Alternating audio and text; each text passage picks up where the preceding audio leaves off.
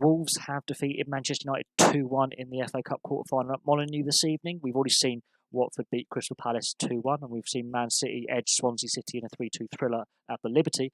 And Wolves didn't disappoint. They were the better team on the day.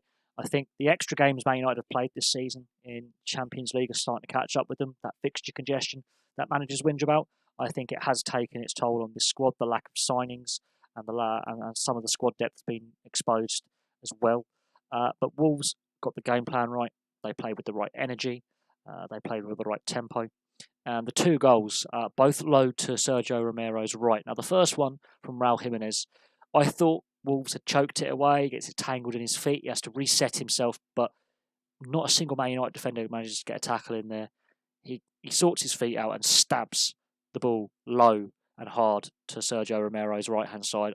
You can't fault Romero on that one. He's played very well up to that point. He's put up a string of top-quality saves to keep it at 0-0.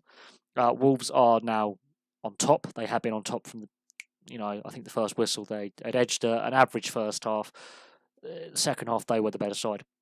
And Jimenez was the man of the match, deservedly so. The effort and the energy he put in up front, alongside Jota, his strike partner, who also scored a very good goal. Although I think Sergio Romero would want that goal back. I think the way he went down to try and save it, he didn't look convincing. But it was a powerful shot and it exposed Man United's defence. Two very well taken goals, both low to Sergio Romero's right. It was the only way they could get it past him. But they are a strike partnership, I think, that is starting to really, really develop for Wolves. And Wolves are one of my picks to do really well in the FA Cup. I'm hoping for a Watford-Wolves final, if that's at all possible, depending on how the draw goes after Millwall play Brighton tomorrow lunchtime. Marcus Rashford gets the consolation in added time at the end of the second half. It took him 94 minutes to get a decent shot on target past John Ruddy. That says a lot about how inept Man United were today. They weren't great. They were second best. It just took them over 90 minutes to actually get the ball in the box in a dangerous, threatening position and have a decent shot on target. They didn't do that enough. They were shooting too far from distance. The shots weren't powerful enough. They were speculative. Wolves, on the other hand, were forcing Sergio Romero to prove what a decent goalkeeper he is. That aside, and the fact Wolves were the better side, I'm not holding that back. Man United were a bit too lethargic today, slower in possessions, more methodical build-up, easier to defend. We saw this under Mourinho. It's starting to creep in again a little bit with Man United. I think that's more tiredness from the squad as a whole with all the extra games they're having to play in the Champions League. That fixture congestion's, I think, taken something out of this younger Man United squad. The VAR controversy. Lindelof, for me, deservedly got that red. From the referee. He scissored the guy's leg. He did get the ball, but he's gone through it's a scissor tackle. And the Wolves player is lucky not to have a broken leg. However, VAR overrules and says it's a yellow. If VAR is to be used effectively, it cannot overrule every single red card. And looking at the replays, and there was about 2-3 minutes that VAR was on this. It's far too long. In my opinion, and it's also interpretation. I'm sorry, but that is a scissor tackle.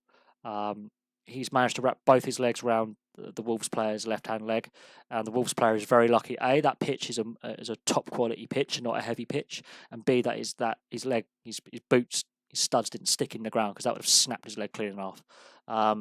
VAR reduced that to a yellow. That's a big talking point. VAR has been a talking point in the FA Cup so far, and it has been again today. The Man City Swansea City game, because it was at the Liberty, no VAR. If VAR had been in operation, 2 of Man City's goals, the penalty probably wouldn't have been given.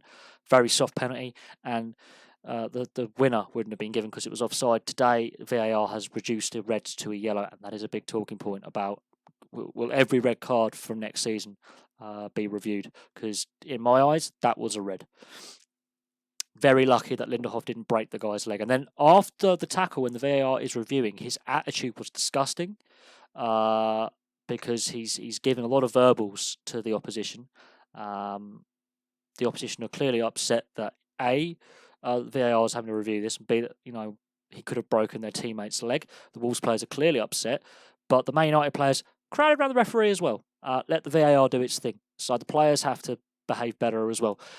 Wolves deserve the 2-1 win, absolutely. Man United there needs to be some changes in the summer in that squad. There needs to be a bit more youth possibly injected and some fresh faces, and there needs to be some players moved on. I think Solskjaer's got the job. If they don't give him the job, it's madness. But Man United need to make some changes. Wolves fully deserve to be in the semi-finals, and I'm still predicting a Watford Wolves final if all the draw goes the way I wanted to, because I want a Wolves Watford final. I've predicted both those sides to be dark horses, and they both through to the semi-finals. Wolves haven't been to the semi-finals for quite some time. Watford have been there a few times in recent memory in the last decade or so.